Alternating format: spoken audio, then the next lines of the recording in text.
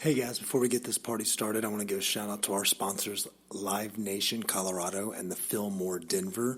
If you're not following them on social media, you're doing yourself a disservice. So go follow them at Fillmore Den, D-E-N, and at Live Nation CO, because they'll be doing ticket giveaways, show announcements, everything under the sun. If you want to know what's going on in this town music-wise, you need to be following these cats. All the great shows that are coming up. We got Lizzo coming up next week. We got Marilyn Manson at the end of the month.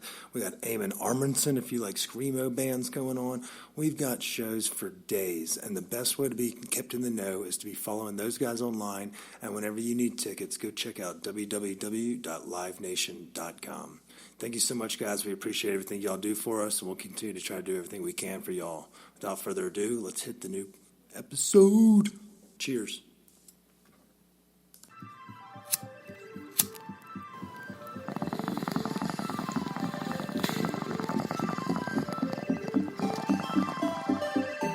The suppression of the use of marijuana and of the forces lurking behind it are the most important jobs this department is now engaged in. In 1930, the records on marijuana in the Washington office of the Narcotics Division scarcely filled a small folder like this. Today, they fill cabinets. Welcome, ladies and gentlemen, Coloradians, and everyone that's smart enough to listen from the outside. It's one of the most amazing plants we've ever discovered. The pot party, the trippers, the grasshoppers, the hip ones, all gathered in secrecy and flying high as a kite. Wheaties! I got weed box! What do you mean? You mean the podcast? Yeah. All right, let's rock and roll. Podcast? It's about to be a hoot and holler. Yeah, this is going to be great. All right. In the words of Matthew McConaughey, let's get this party started. 3, 2, 1. Welcome back, ladies and gentlemen, to another week of Stoned Appetit with your host, as always, Mr. Kip Wilson, here on mics 1, and then on to my right, as most of the time, sometimes on my left, I got Chris, a.k.a. Bama. Bama, how are you today?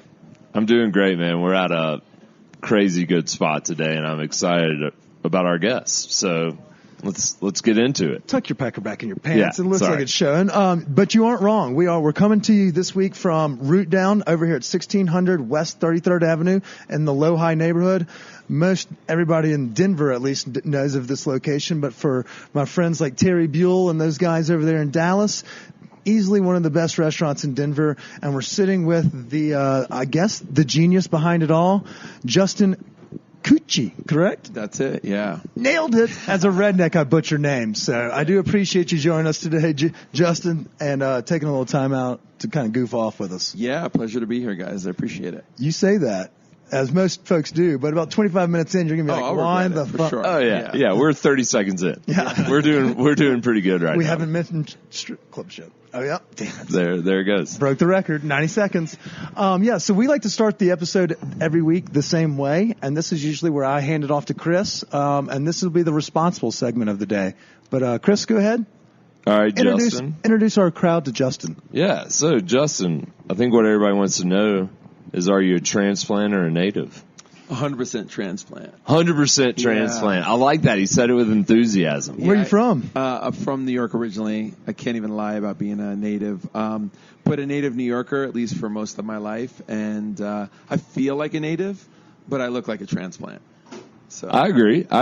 Maybe. I don't know. I don't know what natives look like. I don't know either. That's your beard has to be grown out a little longer. You have to be wearing plaid. That looks like a Patagonia shirt, maybe. I don't even know. Yeah. It's like you blend in the wild here. So it's like eventually osmosis gets you, and, you look like a native even though you just moved here. So did we grow up in the city of New York? So, yeah, I grew up right in lower downtown in Greenwich Village. I actually was pretty much born and raised on West 4th Street. Did you go to one of the PS 303s and stuff like that? I went to Little Red Schoolhouse at first when we could, have a cool little private school. Then I went to PS 41 and IS 70. So I did the PS IS way. And then I ended up going to school in Jerusalem for a couple years. Jerusalem like Israel? Like Jerusalem like Israel. That was kind of a left turn I didn't see. Or some sort of war, yeah. I got kicked out of boarding school. Hell yeah! For all the right reasons. Drugs? Alcohol? Drugs and alcohol, yeah. Fucking? And sex. Yeah. No, the sex didn't catch up then. It was just the drugs and the alcohol. Okay. And so I had a choice at that point. My parents were like, we're not spending any more money on your education, so you can go back to the IS. And, IS was not cool. PS was okay, but the IS wasn't. And they were like, you can go back to IS 70, or you can go to Jerusalem because they take fucked up American kids over there, and they take them out of the city, because growing up in the city is... Wait, will they do that for 30-year-olds? Asking for a friend. Not anymore. They probably would for a while. When they get desperate for population, they'll take anybody. They open the door for all the sort of like felons and... but at that point, it was like, if you want to get out of this sort of fucked up city life, and at the time it was on the border of fucked up, it was an opportunity to say, sure, I have no idea what I'm in for, but I went to school for Jerusalem in 2 years, and I finished high school there. So crazy. Yeah, it was crazy. I still value that experience, but it was definitely opening up another world. That's so much different than... So I grew up in Mississippi, and the only reason... I've seen things like Law and Order and Hey Arnold, so that's how I knew y'all had things like PS, and I don't even know what IS is. Pretty sure we bombed the shit out of them in Syria, but whatever. So I wasn't sure, but that did take a really cool left turn, but it's probably something that's one of those life experiences, more so than like being school taught, like book learned, it's like the learned of like real life, of getting out of your comfort zone and thrown into a whole new life. Did you have any family over there at all, or? So what's crazy is my grandmother, so we did have some family there. Okay. And my grandmother took me and set me up, and she got a cousin to be responsible to have an apartment that we could come home to, because you can't go home for spring break or summer break. You're there. I was there almost 2 years straight, because flying back at the time was expensive, and you needed a travel agent, and I don't know, it was like way harder than... Actually, I just made a reservation right now to go while we were talking, but so it really, like, she set me up with a cousin there who ended up being a really sort of batshit crazy 6'6" kind of Israeli sort of mafiosa kind of guy, but we didn't know that at the time. And so, that was the person that I ended up spending the most time there, which my grandmother would have, turned over if she had known that. But it was really, the education there was really not worth anything. I actually had gone to boarding school in Connecticut, so I was pretty well versed in sort of the education. Yeah, I took my shit seriously, and I took some good classes. When I got over there, it felt like I was back 10 years in intermediate school, which is what the IS stands for, is intermediate school. I was thinking it was like one of those regional or insubordinate, one of those where you go if you alternative schools. Is what I was thinking IS was. I was like, sounds like in school when you're suspension. In the shit, you go to that place. But anyway, it was so sort of far behind where I was that I really was really disruptive and really got bored. So the funny thing is my 2 years there, by the second year, they made a deal with me, which is if you don't come to class and stop disrupting everybody, we'll let you graduate. So I had this really cool deal, which is the school said, don't show up to class and we'll graduate you. And so it did become a life experience where I was just running around Jerusalem and all over. I've heard Tel Aviv country. is like a party town. Like when they do, what is it like? When they bring Jewish kids back for their the trip back, whatever. Aliyah or bar mitzvah. No, it's when they they invite them American Jewish kids back for to Tel Aviv to see the homeland or whatever. Oh, okay.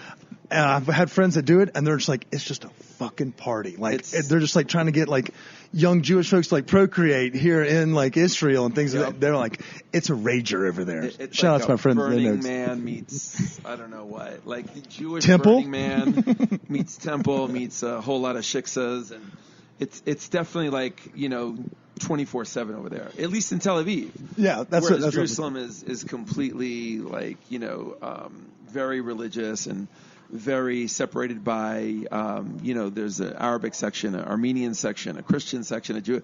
Tel Aviv is just a big melting pot, which is cool. So life experience in Israel. Yes. And you came back. Where'd you come to when you came back?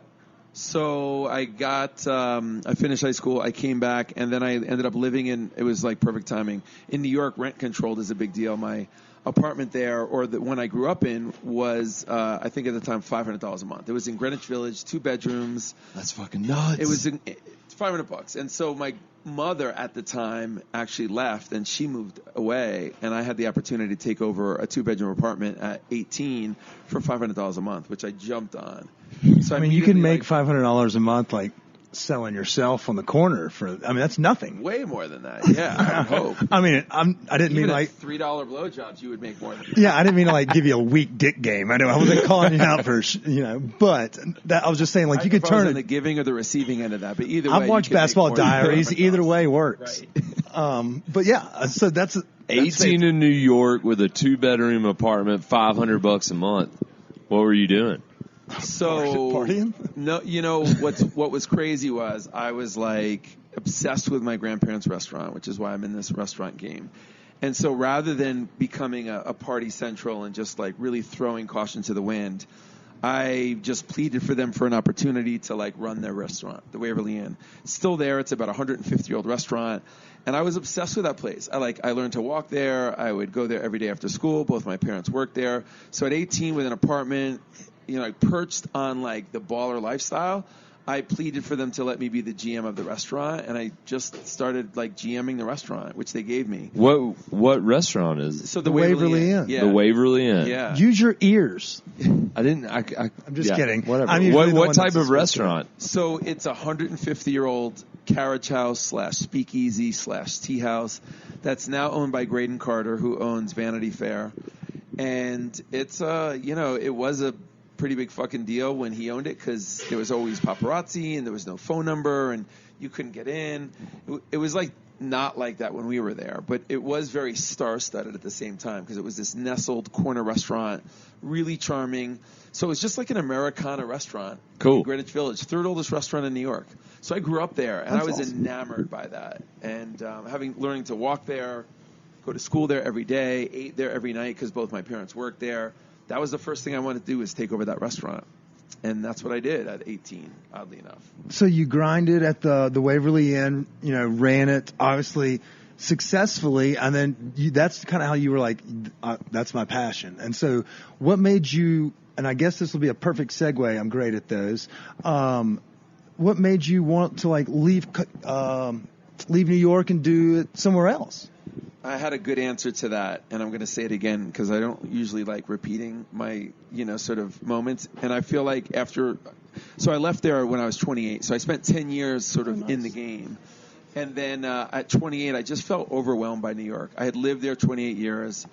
I was really sort of like tolerant of a lot of like things that probably if you're wanting to live a life that's at least halfway sort of, I don't know, not even healthy, but just a way that sort of like brings some joy to things. New York doesn't do that, right? You really get this dark, black sense of humor, the smells, the people, the sort of fuck you mentality that a lot of people have there is really comfortable for me to be in. But then like you start to like, become the things that you don't really enjoy about the other people in New York until I'm like, hey, wait, I'm that guy, right? I'm that asshole who like bumps into somebody and then blames them. Like, watch where you're fucking going, dickhead. Exactly, right? It's like that shit, which is like, man, it just didn't feel like going into my 30s. I wanted to stay in that lane.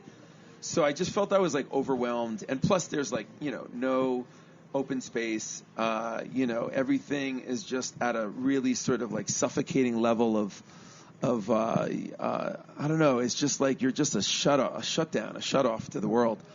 So then I ended up moving to Key West for 10 years.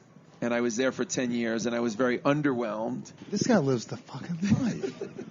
So my joke was I was overwhelmed living in New York after 28 years. I moved to Key West. I was very underwhelmed. And then I came here after that, and I was very whelmed, which I thought was a good thing. Yeah, medium. Perfect amount Just of whelming? the right amount of whelmed. Not under, not over, perfectly whelmed. So did you come here like to Colorado and we're like, you know what, let's kind of feel the vibe out. Let's work in somebody else's kitchen before. I mean, obviously for those that don't know, but they do know, you have, 5 or so restaurants now. Edible Beats fucking slaves it. Everyone knows those restaurants for being not only primo, but high end, and I mean for closers. If you're looking to close one of your tenderonis, it's for closers. You got to start using that. Yeah, you're welcome. The closer's spot. It's a place. L5. Yeah, we were talking L5, about. Yeah. If you can't get laid after L5, then I don't think you're going to get laid. You might as well wear a fucking Negative tux on your gain. next day. Yeah. But like, so were you working in somebody else's kitchen first? Get the vibe of the Colorado scene, and what year